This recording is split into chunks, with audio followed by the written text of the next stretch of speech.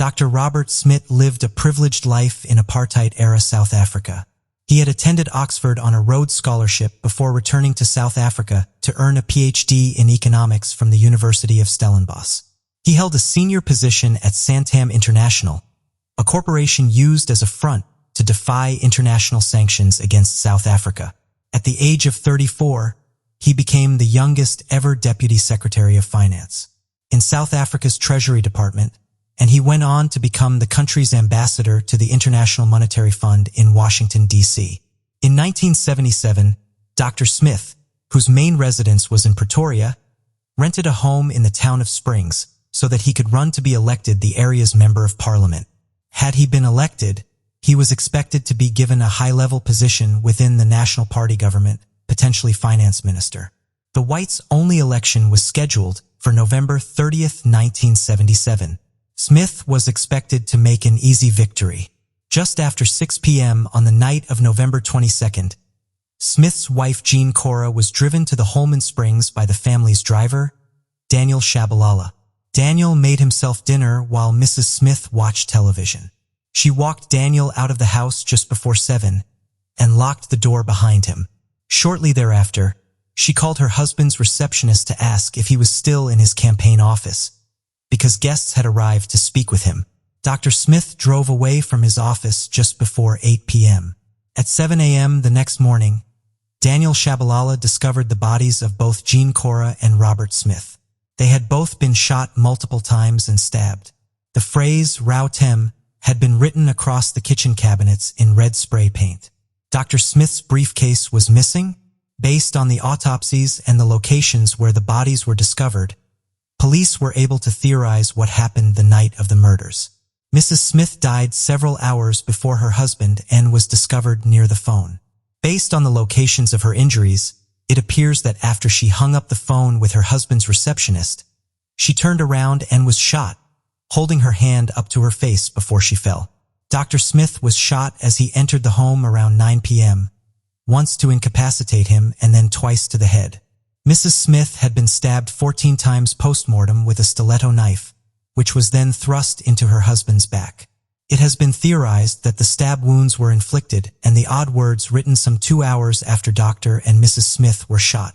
It is believed that these actions were taken to cover up the fact that the killings were political assassinations because they made the killer look like an unstable and deranged person. The meaning of Rao Tem has been highly speculated about, but has never been deciphered. While it is believed that there were multiple killers involved in the crime, Mrs. Smith spoke of guests at her home that day, and the fatal bullets came from 2 different types of gun. The identities of those killers remains unknown. It is widely believed, however, that Dr. Smith was killed by South Africa's Bureau of State Security at the behest of his own political party, the National Party. Several cabinet members and members of the security force have been accused over the years of having played a role in the murders, but not enough evidence has ever been found to bring criminal charges. The most long-standing theory for the crime has been the belief that Robert Smith is about to go public with information about wide-scale financial fraud within the South African government. It has been alleged that he uncovered everything from offshore accounts made up of money siphoned off from the government budget to state-sanctioned payouts made to U.S. senators and CIA agents. If there were any evidence of such wrongdoing on the behalf of the National Party government, it presumably vanished in Dr. Smith's briefcase. The Smith son and daughter, Liza and Robert, testified to the Truth and Reconciliation Commission after the fall of apartheid in hopes that the commission could help uncover the reason why their parents were killed. In their final report, the TRC declared that Robert and Jean Cora were killed by members of South African security forces, and that their deaths were a gross violation of human rights. They could not identify the exact perpetrators or the true motive of the crime. Liza Snit released a book in 2018 detailing her own investigations into her parents' case and the troubling behavior she has encountered from government officials because of them. Before we proceed, I've got an exciting surprise for you. We've launched a brand new channel dedicated to intriguing content such as old historical mysteries, cold cases, and particularly chilling horror stories perfect for bedtime. Drop a comment letting us know if you're a fan of horror stories or not. You can find the link in the description below. Let's find out who will be the first to explore it. Alright, let's dive back into the video.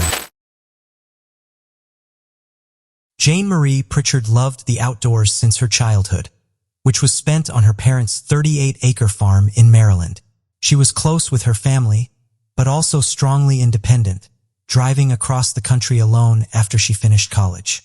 She inherited her mother's love of plants, so it was no surprise to those close to her when she decided to pursue a master's degree in botany. She was enrolled at the Graduate School of the University of Maryland, while also working at a botanical garden. Jane's thesis focused on a summer vine known as a hog peanut, specifically on the way the vine's leaves would turn towards the sun. Her research required her to spend a lot of time doing fieldwork in Blackbird State Forest in Delaware. By September of 1986, she was months away from finishing the thesis and receiving her degree. On September 20th, she arrived at the state forest by 7 a.m. and set up her equipment behind her truck, extending some 30 feet into the woods. At 5:30 that afternoon, a couple from Perth Amboy, New Jersey, taking a walk around the forest, discovered Jane's partially clothed body 20 feet away from her extensive research setup. She had been shot in the back with a shotgun. She was only 28 years old. There had been a large number of hunters in the forest that day, so at first glance it appeared that Jane's death could have been an accident. However, the fact that she was found partially clothed pointed to a much more sinister scenario. Perhaps someone had tried to sexually assault her and then shot her when she tried to run away. Police had little to go on early in the case. They searched Jane's blue and white Chevrolet Blazer for evidence, but had no success. Their most useful piece of evidence proved to be Jane's field notebook. Jane had kept minute-by-minute notes of her research. The notes abruptly stopped right before 10 a.m. This allowed investigators to pinpoint a time for the crime and better utilize eyewitnesses. Over 300 people were interviewed in relation to the murder. A man called police the Monday after the murder to tell them he had been hunting squirrels in Blackbird State Forest on the day of the murder. At around 10 a.m., the time when Jane's field notes stopped, he had seen Jane talking to another hunter. He helped develop a composite sketch of the man. Police grew suspicious of the squirrel hunter because they claimed there were inconsistencies in his story. In October 1986, the witness was arrested and charged with Jane's murder and held without bail. A single foreign hair had been found at the crime scene, and police hoped that forensic testing would prove that the suspect they had in custody was in fact the murderer. Only a single lab in the country was doing DNA testing at the time, so the hair was sent to California for examination. Instead of proving the hunter's guilt, the hair exonerated him. In August of 1987, charges were dropped against the hunter, and he was released from prison. No other suspect has ever emerged in the case. A plaque in Jane's memory was placed in the gardens where she worked, and one of her professors completed her thesis for her. A cold case unit reopened Jane's case in 2015, but as of 2018, her killer has never been brought to justice. Matthew Pendergrast grew up in Atlanta, Georgia. He was only 5 feet 6 inches tall and 115 pounds, but he still excelled in athletics, serving as goalie for his soccer team and running varsity cross-country in high school. When he enrolled at Rhodes College in Memphis, Tennessee, he planned to take a pre-med course of study so that he could follow in his father's footsteps and become a doctor. However, his plans changed when he took a Spanish class that included a trip to Mexico. He was inspired after the trip to change his major to Spanish.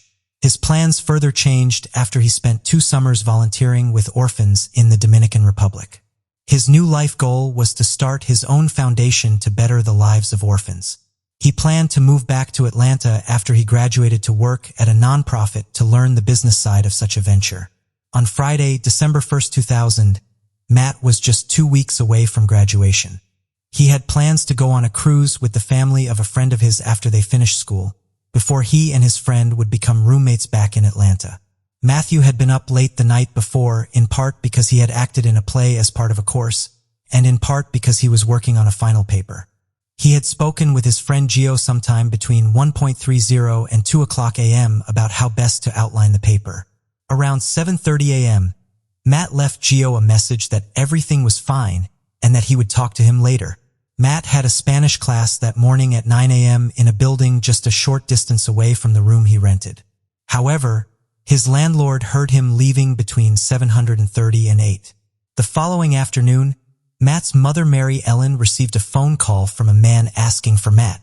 The man, Joe Mordahl, explained to Mary Ellen that he had gotten her phone number off of an old oil change receipt in her son's glove compartment.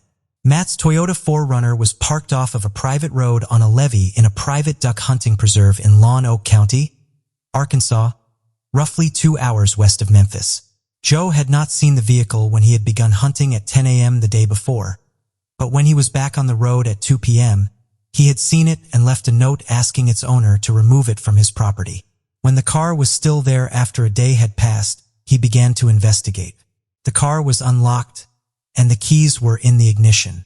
There was no sign of Matt by the car.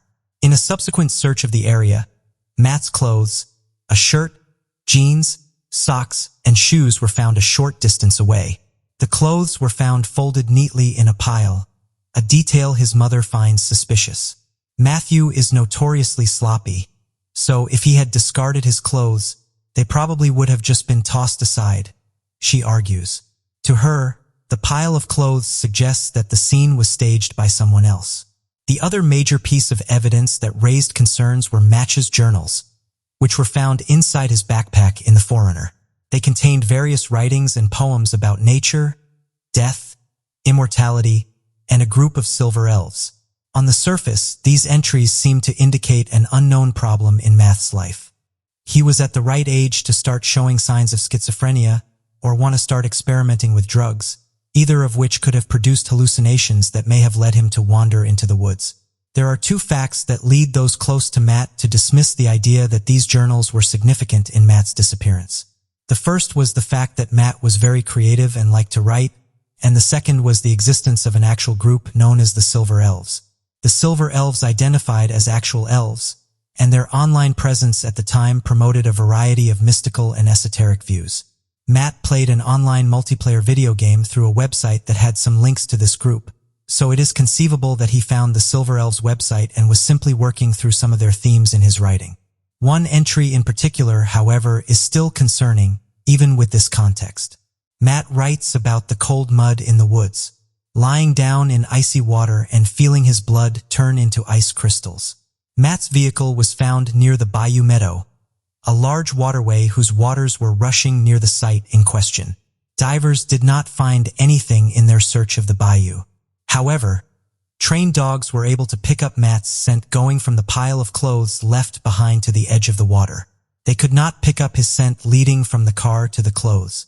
No other sign of Matt was found in the area, despite extensive searches. The bizarre circumstances surrounding Matt's disappearance could indicate any number of scenarios about what became of him, and the mystery of what happened on December 1st, 2000, still endures.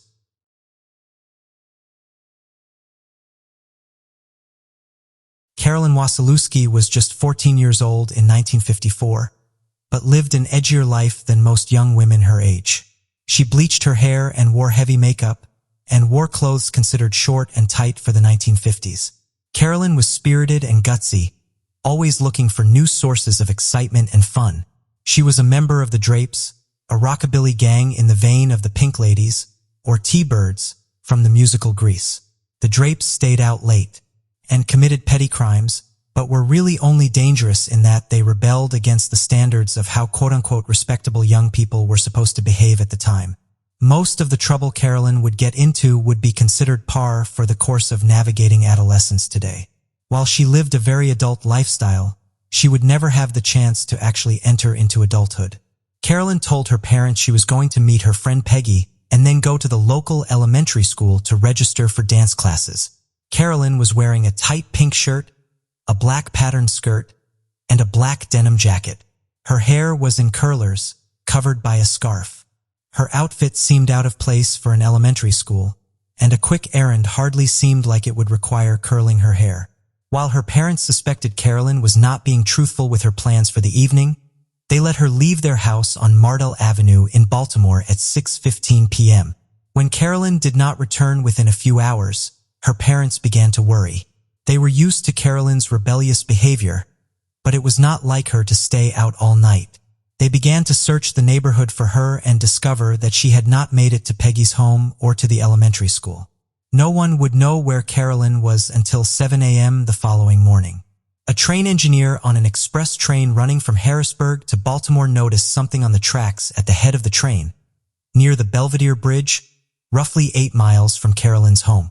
The train diverted when the engineer began to fear that the object was a body. Tragically, he was correct. It was the body of 14-year-old Carolyn. Written on her right thigh and lipstick was the name Paul.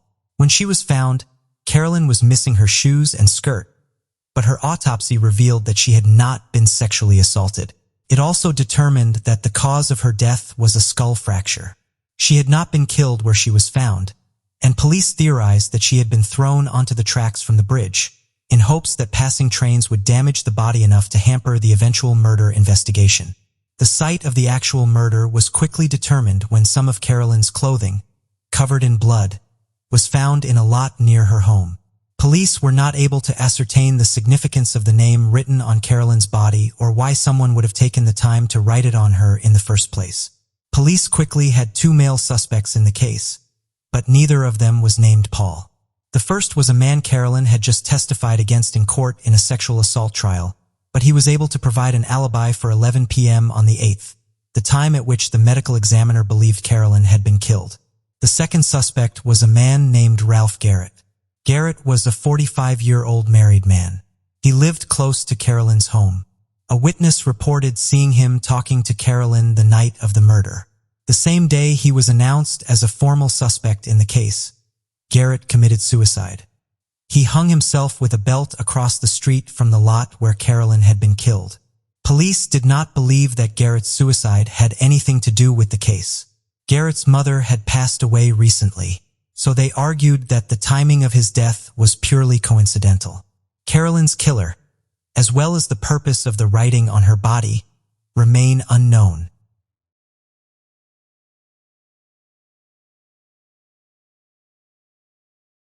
Rose Burkert, 22, and Roger Ackerson, 32, both lived in St. Joseph, Missouri. Rose was a single mother, trained to become a nurse, and Roger was a telephone crew worker. Despite the fact that Roger was married, the two were involved in a romantic relationship. On Friday, September 12, 1980, the pair decided to spend the weekend together. Roger's wife Marcella was told that the time he was actually spending with Rose was part of a 2-week work trip. They ended up near Williamsburg, Iowa, looking for a hotel room to share. They attempted to get a room at the Amana Holiday Inn along Interstate 80, but were originally told that the hotel was at capacity due to a mortician's conference being hosted there. The desk agent double-checked the register and realized that there had been a last-minute cancellation, leaving room 260 available. Rose and Roger checked into the room at 7:40 p.m. The following day, a maid knocked on the door of room 260, but got no answer. Finding the door locked, she retrieved a passkey and entered the room. The sight she discovered could only be described as gruesome. Blood spatter covered the headboard and the walls, and the bodies of both Rose and Roger were lying face down in the bed. Their subsequent autopsies would show that they both died from extensive head trauma after being beaten with a hatchet or a similar instrument. Roger's hands showed extensive defensive wounds. The room had several odd clues. There were 2 chairs set up near the bed, and there were indications that someone had put their feet up on the nightstand. Near one of the chairs was a pile of soap shavings, apparently from someone whittling down a bar of soap. The soap was then used to write on the mirror in the bathroom. Originally, a longer message had been written, but had been smudged away. With only the word, there was also toothpaste splattered in the bathtub. There were assumptions made in the investigation about who could have carried out the crime that I personally do not agree with. It has been argued that Rose and Roger knew their killer because there were no signs of forced entry and Roger was found wearing only his boxer shorts, arguably because he felt comfortable around the killer. It has also been argued that the chairs could have been set up by the bed because Roger and Rose had chatted with the person or people who killed them while they were still alive. This scenario does not make sense to me personally. I know that I may just be more self-conscious and reserved than other people, But the idea of sitting in bed in my underwear with the person I am having an extramarital affair with while casually chatting with a friend is completely absurd to me. No matter how close I am to someone, this scenario would just never happen. To me, it makes much more sense that either an employee of the hotel with access to the passkey, or someone who figured out how to steal the passkey, entered the room after Rose and Roger were asleep and committed the crime, moving the chairs afterwards. The television had been on when the maid discovered the bodies, but plenty of people either fall asleep while watching TV or intentionally leave it on to drown out outside noise. Either of those two things happening seems infinitely more likely than Roger answering the door and socializing his boxer shorts in bed with his mistress.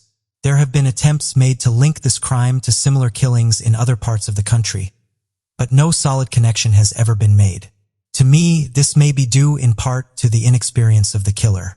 The overkill could suggest a personal motive, or it could suggest a killer who did not know how much effort it would take to finish the crime. The message on the mirror shows insecurity on his or her part. They had something they thought important enough to write, but then changed their mind and got rid of it, but still left the single word on the mirror. The killer may have sat near the bodies purely because they enjoyed the sight of what they had done, or they just may never have seen dead bodies before. This inexperience may mean that even if the killer went on to commit other crimes, they were still developing patterns and behaviors around them, making them difficult to trace back. Rose allegedly had a fight with the bartender at the hotel the night she checked in. The following day, the bartender left town without collecting his paycheck, abandoned his car, and enlisted in the armed forces and got deployed to Germany before authorities had a chance to speak with him. He has largely been discredited by police as a serious suspect in the crime. While his motive does seem trivial, especially relative to the brutality of the murders, he is the only suspect who definitely knew where the couple was staying and could have gained access to their room. The other two major suspects in the case are popular because of how violent they were, but practical concerns make it improbable that either of them perpetrated the crime. Roger's uncle-in-law was serial killer Charles Hatcher, who escaped from a mental health facility in Nebraska around the time of the murders. There is, however, no evidence that Hatcher ever left the state of Nebraska, as he was arrested there a few weeks later. Furthermore, his preferred victims were young boys. There is also no way he would know that Rose and Roger would be at that specific hotel. Roger's connection to Hatcher is probably simply coincidental. The other suspect is Rose's ex-boyfriend, who was a violent drug addict who was stalking her and may have been responsible for the grisly death of the dog Rose had gotten to protect herself and her child. He has an obvious motive, but he had what police considered to be a solid alibi. He also passed a polygraph, although that does not necessarily prove anything. Like Hatcher, the major problem with him as a suspect is how we would know where Rose and Roger would be that night, when they themselves did not know where they would be staying right up until when they checked in. It is unknown who originally was booked in room 260 that night, and if anyone had a motive to harm them. To me, this could potentially be an important avenue of investigation in solving this case that has been cold for almost 40 years. Please let me know in the comments if you agree or disagree with me about my thoughts on this case.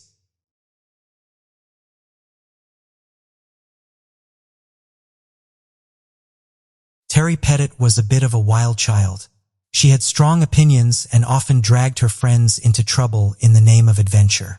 She rolled her own cigarettes and drank whiskey and was proud to challenge the traditional idea of what a woman should be. She was also very smart. She finished high school at age 16 and enrolled at the University of Alberta. She spent a year studying engineering before switching her focus to the arts. She worked on the college paper, which is where she met the man who would eventually become her husband, Ron Yakimchuk. Ron was the oldest of 6 children and grew up on a farm outside of Andrew, Alberta. In contrast to Terry, Ron was very laid back and down to earth. He was very intellectual and held a lot of progressive ideals. Terry ultimately decided to leave school and take a job as a proofreader at the Edmonton Journal. Despite not having a college degree, she worked her way up and eventually became a reporter at the paper. After finishing school, Ron became a teacher. In 1973, the couple set out on a cross-country adventure.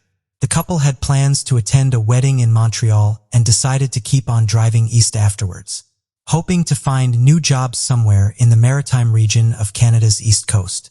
The wedding was scheduled for June 16th. On June 9th, the couple loaded up their maroon 1959 Volkswagen Bug, strapped a canoe to its top, and began their journey across the country. They stopped to visit friends and Brand in Manitoba along the way. They mailed a postcard with just the word Nia written on it to a friend back in Edmonton from Dryden, Ontario.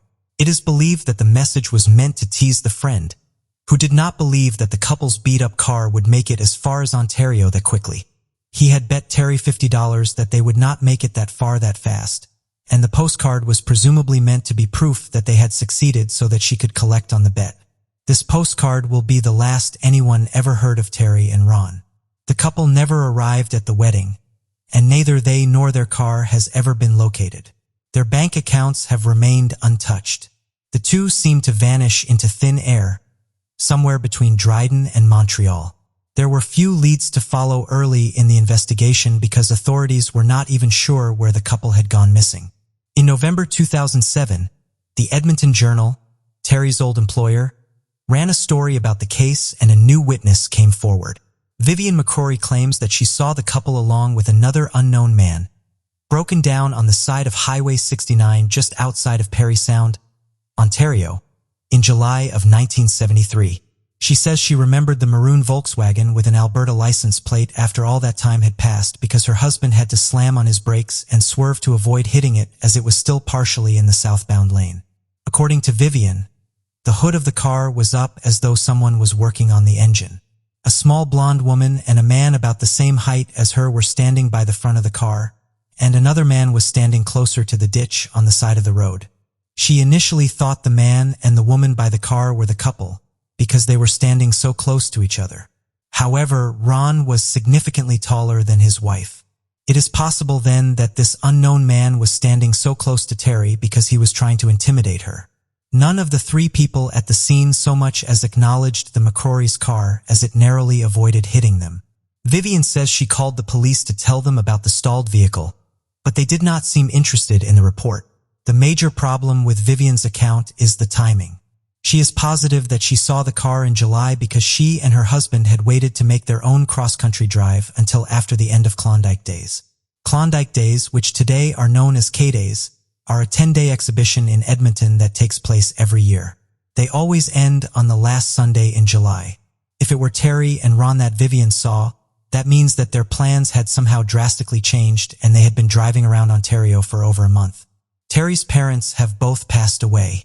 Her brother Gordon says that the rest of the Pettit family has accepted the fact that Ron and Terry are both dead and are trying to move on, past their loss.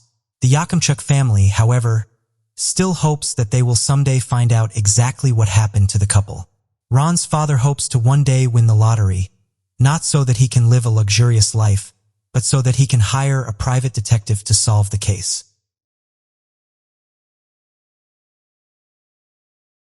Bonnie Bickwit, 15, and Mitchell Weiser, 16, were in love but separated in the summer of 1973. Mitchell was spending the summer working as a photographer's assistant in Brooklyn, where he and Bonnie lived with their families, while Bonnie was working as a mother's helper at Camp Wilmette, a Jewish camp 90 miles outside of New York City.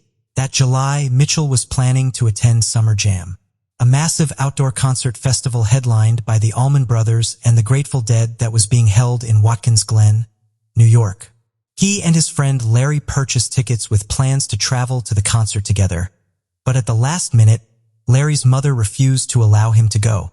Rather than waste the ticket, Mitchell decided that he would pick up Bonnie at camp and go with her instead. On July 26th, Mitchell picked up Larry's ticket from him and told him that he would see him the following Monday. He then traveled by bus and by cab to Camp Walnut, which was just outside of Narrowsburg, New York. He used up almost all of the $25 he had left home with in making this part of the trip. When Mitchell arrived at the camp on July 27th, he and Bonnie had breakfast at the camp's dining hall. Bonnie asked for time off from work to attend the concert. When her request was denied, she quit her job. While this action sounds harsh, Bonnie had not been happy with her job all summer. She told her supervisor that she would be back on Monday to collect her belongings and her final paycheck. Her supervisor then let the 15-year-old simply leave the camp property. Neighbors had seen Bonnie sneak into her home in Brooklyn the week before Mitchell came to pick her up. Bonnie's parents had been on vacation at the time. The only thing she seemed to have taken from the house was the $80 she had been saving to buy a new bicycle. It is unknown how much of that cash she still had when she and Mitchell set off for the concert. Someone from the camp agreed to drive the two teenagers into Narrowsburg and drop them off along State Route 97. Since they could not have had much money on them, they had no other option than to hitchhike to Watkins Glen, approximately 75 miles away. With only backpacks and sleeping bags, the two teenagers stood on the side of the road with a sign advertising their destination as the camp employee drove away. The person who gave them a ride is the last known person to see the couple. On the following Tuesday, someone from the camp finally called Bonnie's parents and told them that she had left. They also told her that she had not come back on Monday, as she told them she would. Mitchell had not arrived back in Brooklyn either.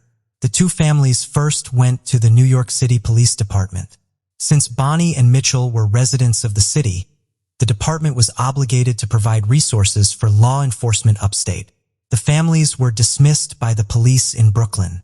They did not have better luck when they spoke to officials in Sullivan County, where Narrowsburg is located, and the last confirmed place the two were seen. Because of the couple's age and the concert they were hitchhiking to, authorities dismissed the pair as hippies, who must have run off to San Francisco or some other countercultural hotspot. It was later revealed during an investigation by journalist Eric Greenberg in 1994 that the lack of concern by the Sullivan County authorities at the time had resulted in the loss of several important documents in the case, including the original missing persons report and Bonnie and Mitchell's dental records. While Bonnie and Mitchell were considered to be very modern by their more traditional parents, they were definitely not hippies.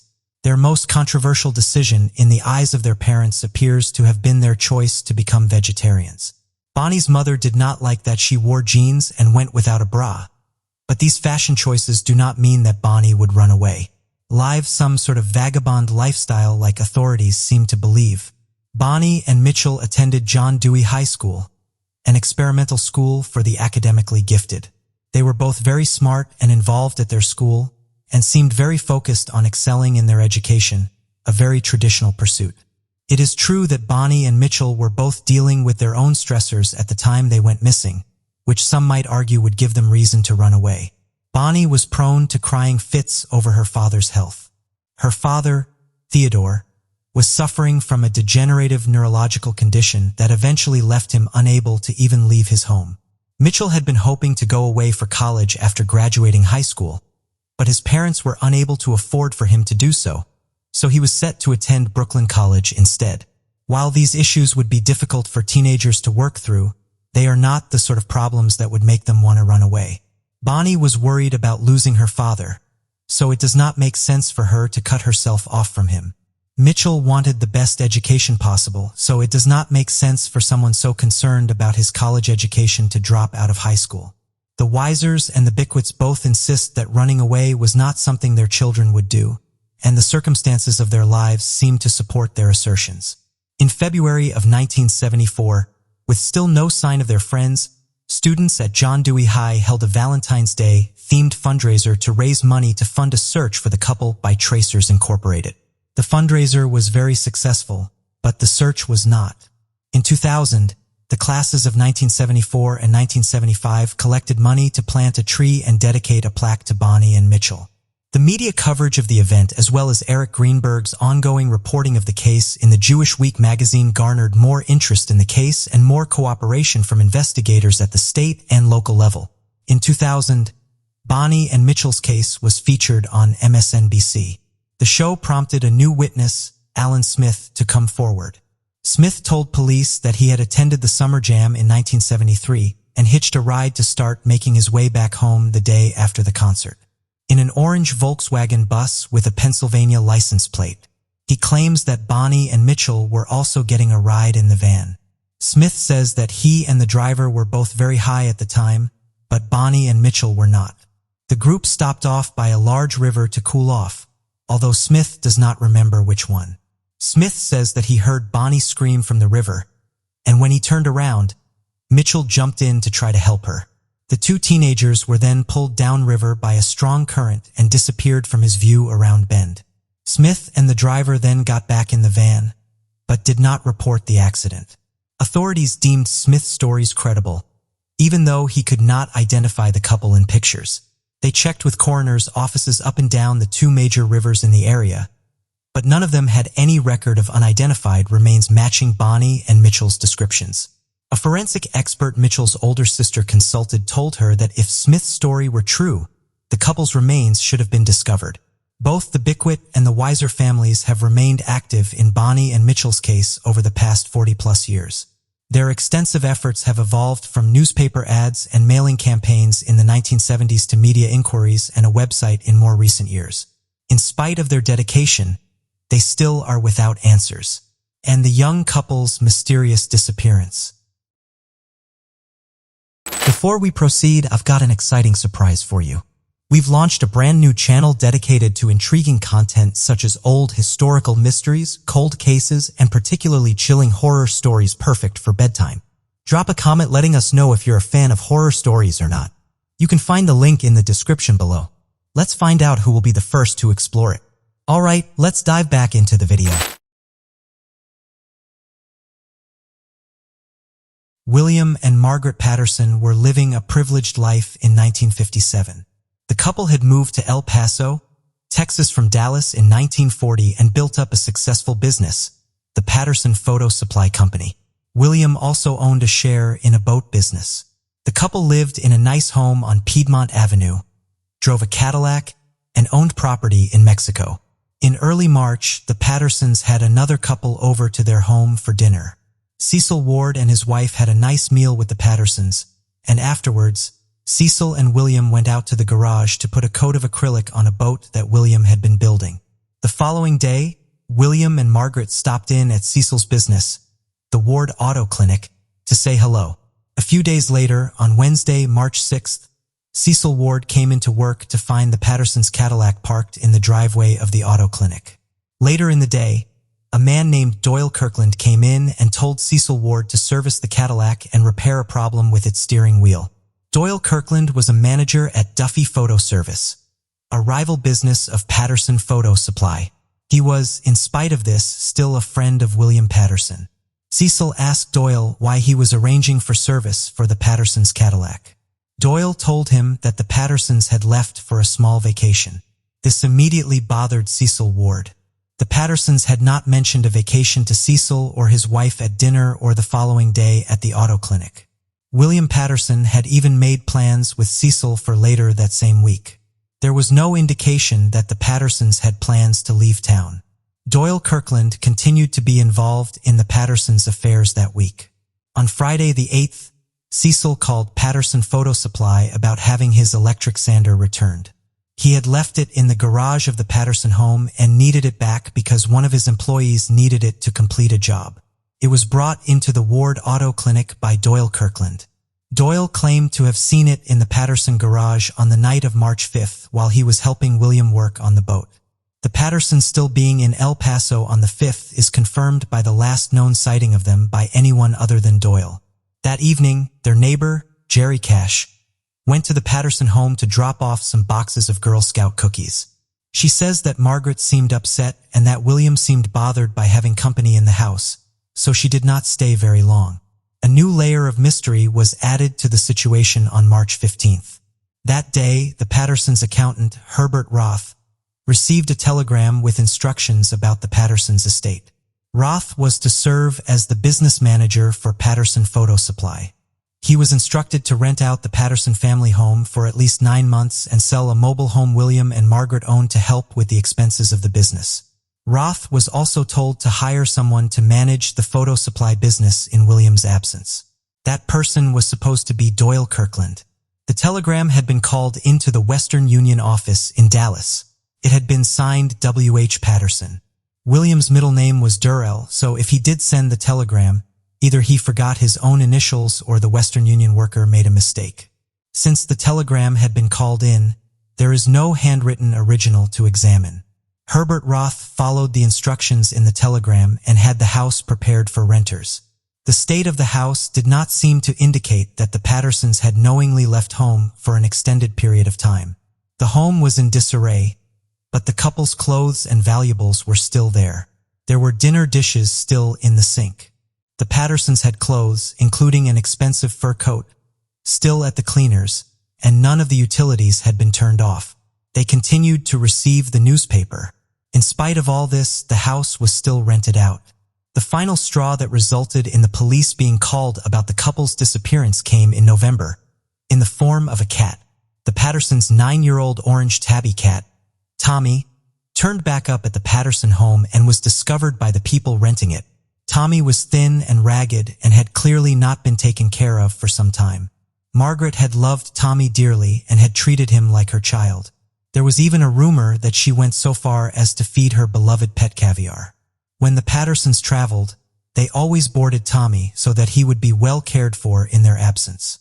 When the neglected cat who turned up at the Pattersons' doorstep was confirmed to be Tommy, the police were finally called. An inquest into the couple's disappearance was ordered, but was muddied by the couple's secretive nature. None of Margaret's family gave testimony at the inquest, as they had not had any contact with her in 20 years. They did not approve of her marrying William because he had grown up traveling with a carnival, and when she chose to go through with the wedding, she was disowned. Margaret was very guarded, even with her friends, about details of her early life. She claimed she had a difficult childhood, but would not provide any details about it. She would not tell anyone her birthday or how she and William had met. William's father, Luther, did come from Chicago to speak at the inquest, although he was not concerned about his son and daughter-in-law. He believed that his son was still a carny at heart, and told authorities that he had expected William and Margaret to drop everything to go on the road at some point, ever since they had gotten married. After a few years with no sign of them, however, Luther did concede that the couple was probably dead. In the course of the inquest, it was also discovered that William had a mistress, 20-year-old Estefana Arroyo Morfin, who lived in Juarez, Mexico. The Pattersons were declared legally dead in 1964, but their case stalled for decades. In 1984, a new witness came forward. Reynaldo Nanguer had been the caretaker of the Pattersons' home at the time they went missing. At the time, he had also been in the United States illegally. Since he was a U.S. citizen by 1984, he felt comfortable talking to police. He claimed that shortly after the Pattersons went missing, he had found blood in their garage and skin from a human scalp on the propeller of the boat the couple was storing there. Not wanting to be deported if he spoke to police, he had simply cleaned up the blood. He also claimed that he had seen an associate of the Pattersons putting bloody sheets from the house into the trunk of a car, although he could not identify who that associate was. Reynaldo died in a car accident in 1986. Due to the fact that the couple vanished during the Cold War, espionage was tossed around as an explanation for the disappearance, but the theory did not get any real credibility until 2009. That year, El Paso County Sheriff Leo Semenigo told the El Paso Times that he believed William and Margaret had been spies, and that they had vanished so abruptly because they had been recalled by whatever foreign government they worked for, having been seen photographing nearby Fort Bliss and military shipments on trains on their way there. While answers remain scarce in this case, its influence can still be felt in El Paso. The mysterious disappearance has led to numerous urban legends and rumors. The Pattersons' house on Piedmont is now rumored to be haunted, and over the years, the home's new occupants have been startled by numerous teenagers who have been dared to venture onto the property. Since both Margaret and William would be well over 100 years old in 2019, they almost certainly have passed away, no matter what the reason they suddenly vanished in 1957 was.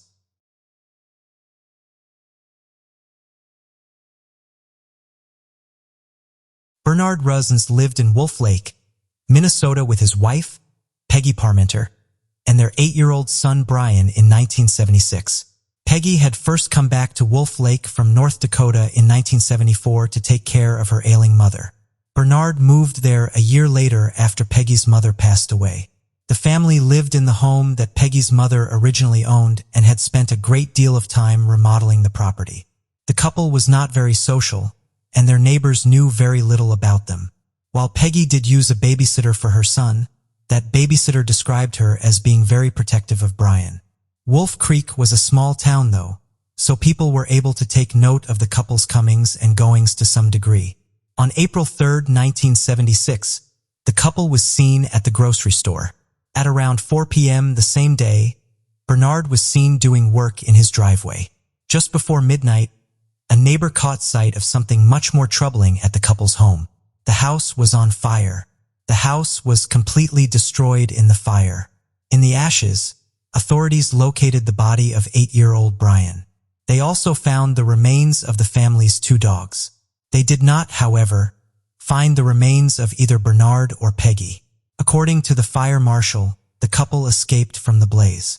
Where the two went after leaving the home remains a mystery. Both their cars were in the driveway with the keys inside.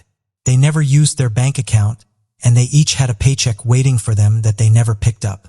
After the couple's disappearance, it was discovered that, despite how they presented themselves as husband and wife, they were not actually legally married. Bernard had never finalized his divorce from his first wife back in Fargo. This, of course, raised concerns that the pair may have had more serious secrets. Did they have enemies with a motive to abduct them and set their home on fire? The case remains unsolved, although foul play is suspected.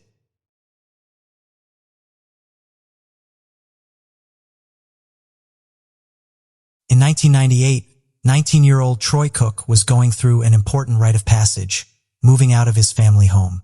Troy had worked part-time at an Atlantic superstore while he was still in school and had been bumped up to full-time after he graduated.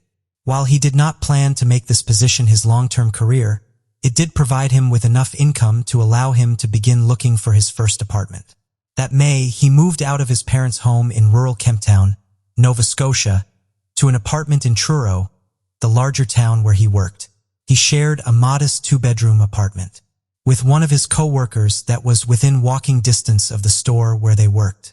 On June 10th, just 3 weeks after he moved out, Troy went to visit his family and spent the night with them. The following morning, on June 11th, Troy's father Tom drove him back to Truro.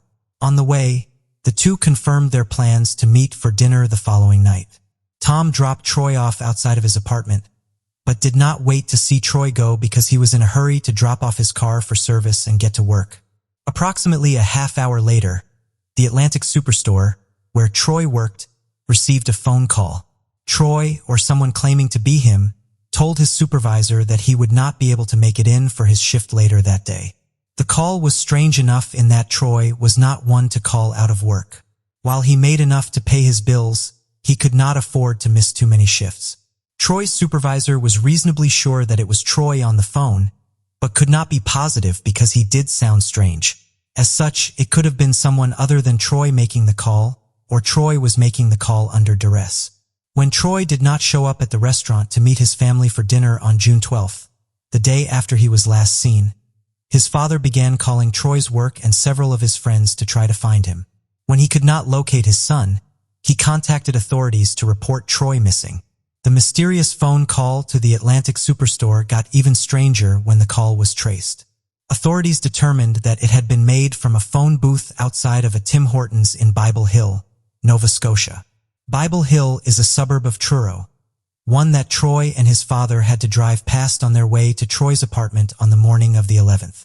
If Troy needed to be in Bible Hill that morning, it does not make sense that he would let his father drive past the town and then retrace his route to get there after being dropped off in Truro. Furthermore, there would not have been enough time for Troy to have made his way from his apartment in Truro to the Tim Hortons and Bible Hill on foot in between the time he was dropped off and the time the phone call was made. Since Troy's apartment was so close to his job, he had not brought his car with him when he moved into Truro. Either Troy did not make the phone call or some unknown person had to have driven him to the phone booth. When Troy was not immediately located, his family had to make the decision to pack up his apartment and bring his belongings back to their home.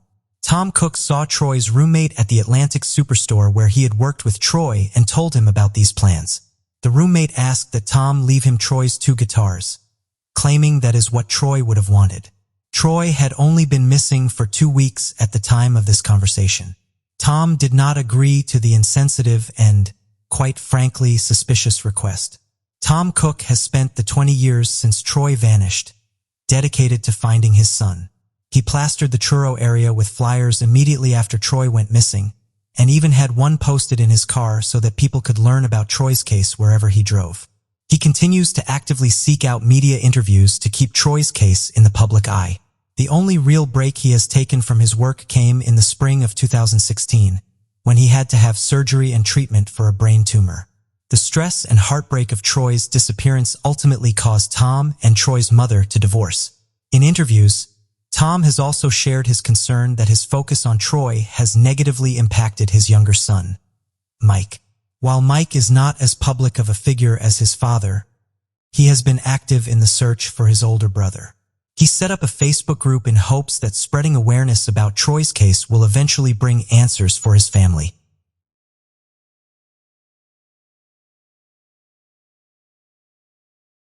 California with her parents and her younger siblings. As a teenager, she dropped out of Santa Ana High School to take a job in a shop. In the spring of 1960, 17-year-old Henrietta met a 24-year-old man named Merle Avila. A month later, the two were married. Henrietta and Merle's hasty marriage did not seem to remain happy for long. By the summer of 1960, Henrietta's parents stopped hearing from her. When they got a hold of Merle to ask him about their daughter, he told them that 3 months into their marriage, Henrietta had packed up her things and left him. Henrietta's parents reported her missing to the police in the beginning of August. After police began investigating Henrietta's whereabouts, Merle claimed to see her at a park in nearby Long Beach, California on August 20th.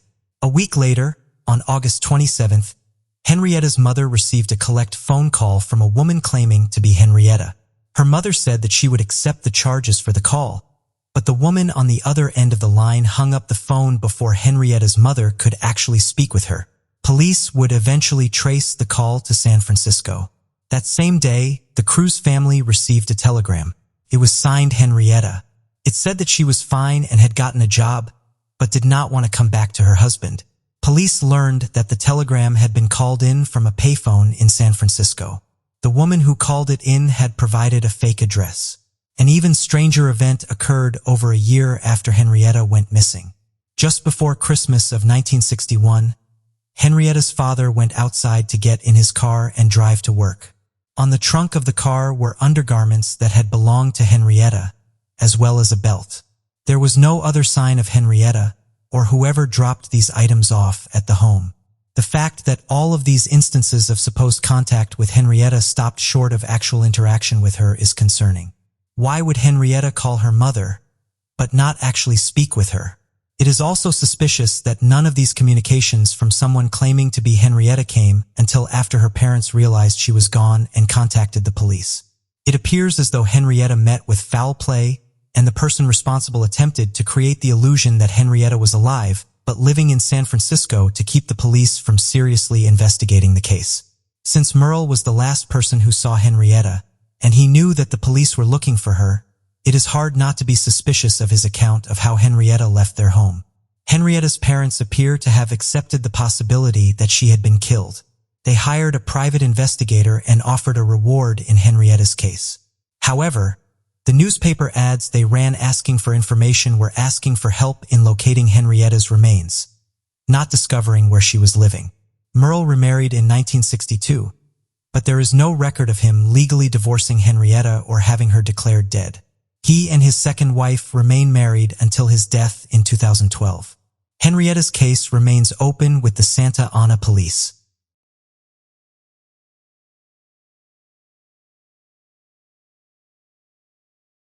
Katrina McVey was struggling in 1992. The 27-year-old mother of 3 was in an abusive marriage with Richard McVey, who had recently gotten out of prison following a 6-month sentence for domestic violence. After a violent altercation with Richard, Katrina fled their home in Woonsocket, Rhode Island. She was able to stay at a shelter for battered women, but Richard somehow discovered the confidential address of the facility and showed up there looking for her. The shelter believed that this made Katrina a security risk and made her leave. Katrina was then homeless, living for a time in World War II Memorial Park. Eventually, a friend named Judy Burton felt sorry for Katrina and let her come stay with her in her apartment at 295 2nd Avenue. While she was free from Richard, Katrina was cut off from her children and fell into the world of drugs and prostitution to support herself. She was last seen by Judy Burton around May 15, 1992, at the intersection of Lincoln and Front Streets. She got into a car and has not been seen since. Due to Katrina's unstable situation, Judy Burton did not notify police when Katrina never came back to her apartment. After being unable to reach Katrina, her family reported her missing, a month after the last known sighting of her. Katrina's mother, Charlotte Sonner, believes that her daughter was murdered at the time of her disappearance by someone close to her, and that she was buried along the banks of the Blackstone River. This detail comes from a phone call Charlotte received from Katrina's husband Richard a few weeks after she had reported her daughter missing. She claims that in this phone call, Richard told her that Katrina was down by the Blackstone River. Richard McVey had an extensive criminal record, serving time in prison both before and after Katrina went missing. He had been in prison until just prior to Katrina's disappearance, and he was back in prison just 4 months after it occurred. His convictions over the years included first-degree sexual assault and child abuse. His first wife allegedly died under suspicious circumstances. Richard ultimately died of lung cancer while incarcerated. Richard's phone call, along with rumors going around Woonsocket that also maintained that Katrina's remains were buried near the Blackstone River, led Katrina's brother, Todd Thibault, to spend his weekends searching the banks of the river. After a few weeks, he found one of the few pieces of physical evidence in the case. Along the Blackstone River, where it runs through Costa Park, Todd found a shirt he believes is the one his sister was last seen wearing. This discovery made Todd believe that he was on the right track, and he continued to scour the riverbanks in the coming weeks. It was at this point that Charlotte received another, more troubling phone call. A caller asked her to pass an ominous message along to Todd. "You'll never find her." So far, the statement has proven true. Over the years, as different cold case units have investigated the case, cadaver dogs have been brought to the Blackstone River, and an area was excavated in hopes of finding Katrina's remains. These efforts were unsuccessful. Katrina's mother and brother no longer live in Woonsocket. Todd is now a corrections officer in Indiana, but has returned to Rhode Island to speak to police about his sister's case. Charlotte Saulnier visited the Sales Street Bridge every year to throw a bouquet of carnations, Katrina's favorite flower, into the Blackstone River and say a prayer for her daughter. For more than a decade, she only stopped when she could no longer leave her new home in Mississippi because she was providing care for ill relatives. Charlotte still holds out hope that one day she will be able to bury her daughter in their family plot, where Katrina will be able to lie next to her grandmother rather than in her unknown grave.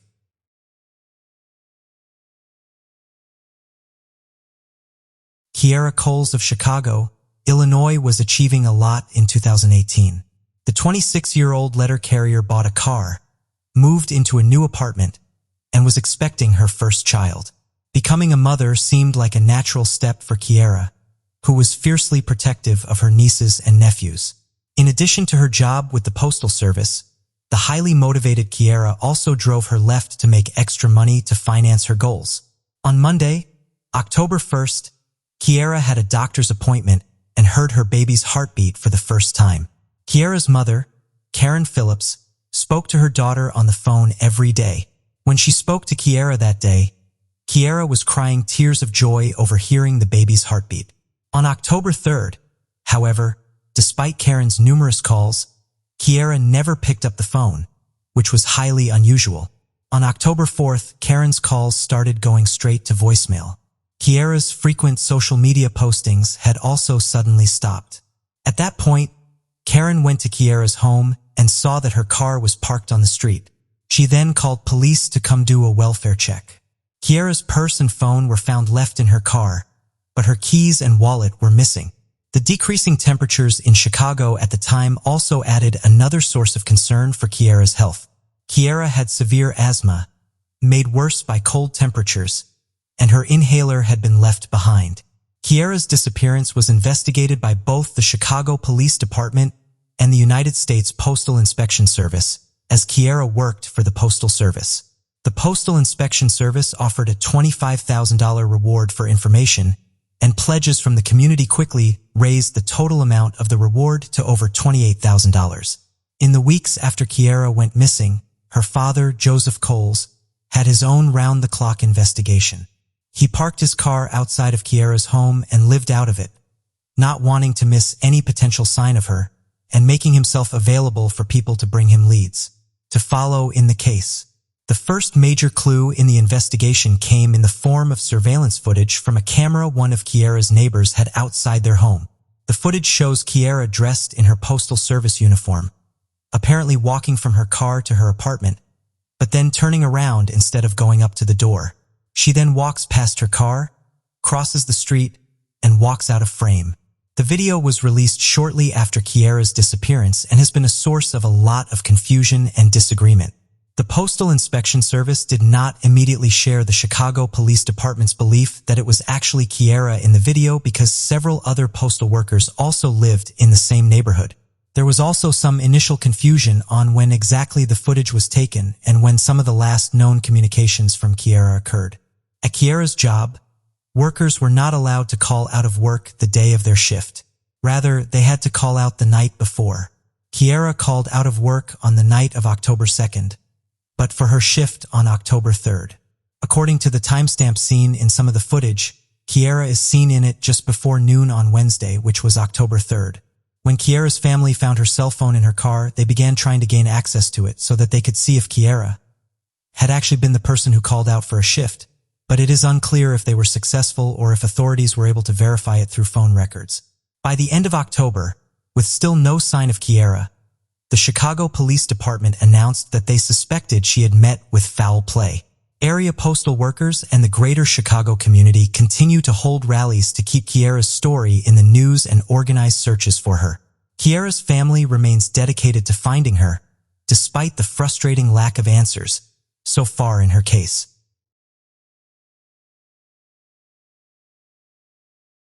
Raymond Koh was a 62-year-old pastor in Petaling Jaya, Malaysia.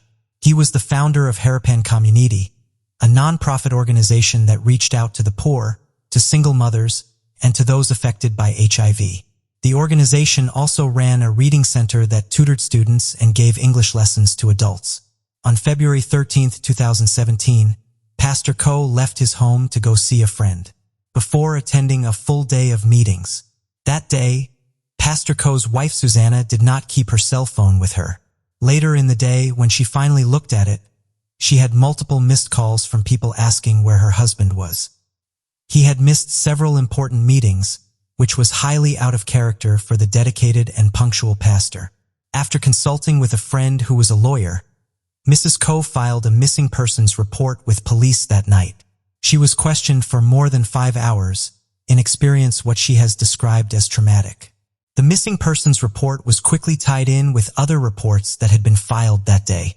2 eyewitnesses reported seeing an abduction take place just 100 meters away from a police station. At the scene, authorities found broken glass and the license plate from Pastor Koh's car. Vidéosurveillance faux-otage Showed that Pastor Koh was the victim of a large, highly coordinated abduction.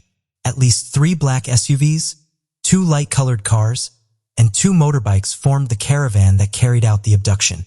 The 3 SUVs surrounded Pastor Koh's car and forced him to stop. Someone gets out of one of the white cars, apparently videotaping the attack.